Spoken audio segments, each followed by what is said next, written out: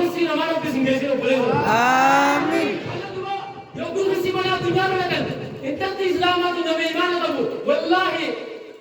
Hamuk ke nyom dah Rabbi iman akan mulia hantar Quran kerana. Amin. Hamuk ke nyom Rabbi iman akan jelasan muhagut. Amin. Ayo ni saya kalau dulu kita. Amin. Hamuk ke nyom Rabbi iman akan jelasan muhagut. Amin.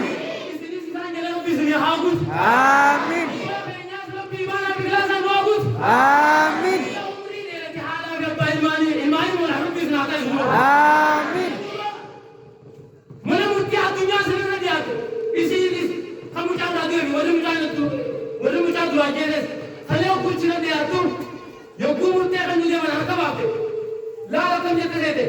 Wala azimin al-ghaiza, wala afina al-nas, wallahu yuhibbul muslimin. Rabbi kan yang kana jalan lagi itu. Nama dia Rasul kan sun jalan ta, nama ambasu, nama dia sun jalan ta, nama khairi itu mesin jalan ta. Jadi Rabbi ni. Arab भी विराज हो गए थे कबू तनी को रुकी को हो तो तुम मदना ने लगा सुबह हो मुझा के कहते में ऐसा खाना दे 30 आधा ये तो बोले ये Allahu Akbar.